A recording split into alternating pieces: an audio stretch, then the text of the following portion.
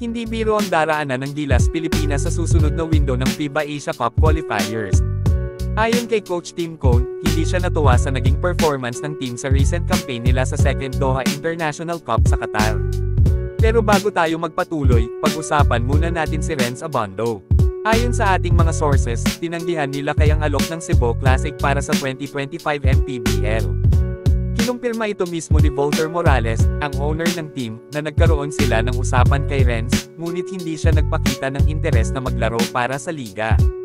Hindi lang Cebu Classic ang interesado kay Renz, kundi pati na rin ang Abra Weavers at iba pang mga MPBL teams. Sa ngayon, hindi pa interesado sila kaya't tila may hinihintay na offer siya mula sa abroad. Kaya naman, totoo nga ang lumabas na balita mula kay Snow Badua tungkol dito, na kahit umabot pa sa isang muna ng boxing. Samantala, ang alok na 600,000 to 650,000 pesos per month sana ay para kay Renz Abando. Pag-usapan naman natin ang Gilas Pilipinas, mga idol. Hindi biro ang magiging laban nila sa susunod na window ng FIBA Asia Cup qualifiers. Muling makakalaban ng Gilas ang Chinese Taipei sa February 20, at may home court advantage ang kalaban.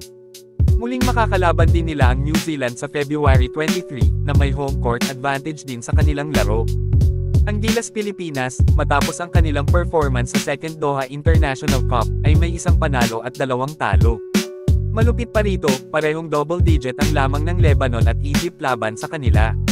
Gayunpaman, ayon sa mga fans at sports analysts, hindi pa natin nakikita ang buong potensyal ng current Gilas roster. May mga tinatago pa raw silang mga alas. Kahit na walang kay Soto, may mga dahilan naman kung bakit ganoon ang laro sa friendly match na yon. Pero hindi natuwa si Coach Tim Cone sa naging performance ng team. Ngayon, habang unti-unting lumalabas ang mga problema sa Gilas, kailangan na ng SBP ng hakbang upang ayusin ito. Isa sa mga problema ay ang pagka-out ni Kay Soto mula sa team dahil sa injury. Isa siya sa mga key players ni Coach Tim, kaya't kailangan talagang magdagdag ng big men sa Gilas Pilipinas. Hindi pa malinaw kung ma-activate si Troy Rosario sa next window ng FIBA Asia Cup qualifiers dahil kasalukuyan din siyang nagpapagaling mula sa injury. Pero kasama siya sa mga biyahe ng Gilas Pilipinas, habang ang SBP ay nagtatrabaho sa mga papeles at dokumento ni Quintin Milore Brown sa FIBA. Ayon sa kanyang camp, nakapag-apply na siya kung magiging local o naturalized player, at sana ay makadagdag ng legit na shooter ang Gilas Pilipinas.